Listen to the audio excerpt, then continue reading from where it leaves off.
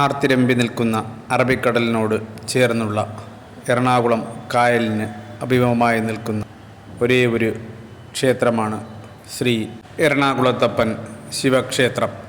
ചുറ്റുമുള്ള നഗരാന്തരീക്ഷത്തിൽ നിന്നെല്ലാം തികച്ചും വ്യത്യസ്തമായി ഭക്തി സാന്ദ്രമായ അന്തരീക്ഷത്തിൽ പ്രകൃതി പോലും വിഭിന്നമായി തോന്നിക്കുന്ന ഒരു മഹാക്ഷേത്രമാണിത്. ക്ഷേത്രത്തിലെ പ്രധാന പ്രതിഷ്ഠയായ എറണാകുളത്തപ്പനെ ഋഷിനാഗ കുളത്തപ്പനെന്നും അറിയപ്പെടുന്നു. ഗൗരീശങ്കര രൂപത്തിലുള്ള ശിവഭഗവാനെയാണ് പടിഞ്ഞാറ് അറബിക്കടലിന് അഭിമുഖമായിട്ട് ശ്രീകോവിലിൽ പ്രതിഷ്ഠിച്ചിട്ടുള്ളത്. ഒരേക്കറിന് മുകളിൽ വിസ്തൃതിയുള്ള ഈ ക്ഷേത്ര സമുച്ചയം കേരളീയ ക്ഷേത്ര വാസ്തുവിദ്യാ രീതിയിലാണ് നിർമ്മിച്ചിട്ടുള്ളത്.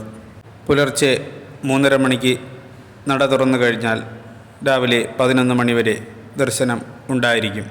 വൈകുന്നേരങ്ങളിൽ 4 മണി മുതൽ 8 മണി വരെയും പൂർണ്ണ സമയ ദർശനം ഉണ്ടായിരിക്കുന്നതാണ്.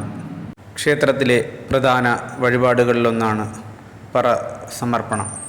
നമ്മുടെ ദീർഘായുസ്സിനും ആയുരാരോഗ്യത്തിനും വേണ്ടി എള്ളുപറ സമർപ്പണവും, സർവൈശ്വര്യങ്ങൾക്കായിട്ട് നെല്ലുപറ സമർപ്പണവും, ധനധാന്യ സമൃദ്ധിക്കായിട്ട് അരിപ്പറ സമർപ്പണവും, ശത്രുദോഷങ്ങളെല്ലാം മാറുവാനായിട്ട് ശർക്കര പറ സമർപ്പണവും, മംഗല്യഭാഗ്യത്തിനായി മഞ്ഞൾ പറയും, ദീർഘ സുമംഗലി ഭാഗ്യത്തിനായി കുങ്കുമപ്പറയും, അഭീഷ്ട കാര്യസിദ്ധിക്കായി പൂപ്പറയും, ദാരിദ്ര്യമുക്തിക്കായി അരിപ്പറയും, വിവാഹം പെട്ടെന്ന് നടക്കുവാനായി മലർപ്പറയുമൊക്കെ നേർന്ന് നടത്തുവാറുണ്ട്. മറ്റൊരു പ്രധാന വഴിപാടുകളിലൊന്നാണ് തുലാഭാരം. എള്ളോളം ആയുസ്സുണ്ടെങ്കിൽ എറണാകുളത്തപ്പൻ കാത്തുരക്ഷിക്കും എന്നത് തന്നെയാണ് ഭക്തർക്കുള്ളിലെ അചഞ്ചലമായ ഭക്തിക്ക് കാരണം. വഴിപാടിൻ്റെ ഭാഗമായി ക്ഷേത്രത്തിനുള്ളിൽ അനുവദിക്കുന്ന ഏതൊരു ദ്രവ്യം കൊണ്ടുവേണമെങ്കിലും നമുക്ക് തുലാഭാരം എന്ന വഴിപാട് നടത്തുവാവുന്നതാണ്. സ്വർണം കൊണ്ടോ വെള്ളി കൊണ്ടോ ശർക്കര കൊണ്ടോ അരി കൊണ്ടോ ഏത് ധാന്യമായാലും അത് നമ്മുടെ ഭാരത്തിനേക്കാൾ കൂടുതൽ വാങ്ങണമെന്ന് മാത്രം. ക്ഷേത്ര മതിൽക്കെട്ടിന് പുറത്ത് വടക്ക് ഭാഗത്തായി തമിഴ്നാട് ശൈലിയിൽ നിർമ്മിക്കപ്പെട്ട മറ്റൊരു സുബ്രഹ്മണ്യ ക്ഷേത്രം കൂടി ഉണ്ട്. കൂടാതെ കിഴക്കേ ഗോപുരത്തിന് പുറത്ത് വടക്ക് ഭാഗത്തായി കർണാടക ശൈലിയിൽ നിർമ്മിക്കപ്പെട്ട മറ്റൊരു ഹനുമാൻ ക്ഷേത്രം കൂടിയുണ്ട്. ഈ 2 ക്ഷേത്രങ്ങളിലും നമുക്ക് ഈ എറണാകുളത്തപ്പൻ ക്ഷേത്രത്തിൽ വരുമ്പോൾ തീർച്ചയായും ദർശനം നടത്താവുന്നതാണ്. ക്ഷേത്രത്തിലെ പ്രധാന ഉപദേവതകളാണ് ഗണപതി, അയ്യപ്പൻ, സുബ്രഹ്മണ്യൻ. കൂടാതെ നാഗദൈവങ്ങളുടെ ഒരു പ്രതിഷ്ഠയുമുണ്ട്. 2 കുട്ടികളുടെയും തുലാഭാര ചടങ്ങിന് ശേഷം അടുത്തത് അമ്മയുടെ ഊഴമാണ്.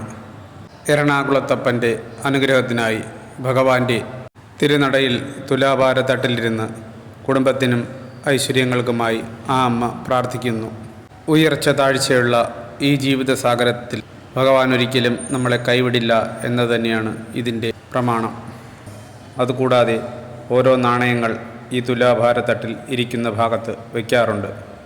ആ നാണയം തുലാഭാര തട്ടിൽ നിന്ന് ഇറങ്ങിയ ശേഷം ഭഗവാന്റെ നടയിലെ കാണിക്കയിൽ അർപ്പിക്കുന്നതോടുകൂടി തുലാഭാരം എന്ന ചടങ്ങ് പൂർത്തിയാകുന്നു. ഇനി ക്ഷേത്രത്തിലെ ഐതിഹ്യത്തിലോടുകൂടി ഒന്ന് കണ്ണോടിക്കാം. കിരാതമൂർത്തിയായും പാർവതീ സമേതനായും 2 വ്യത്യസ്ത ഭാവങ്ങളിൽ ശിവനെ ഇവിടെ ആരാധിക്കുന്നു.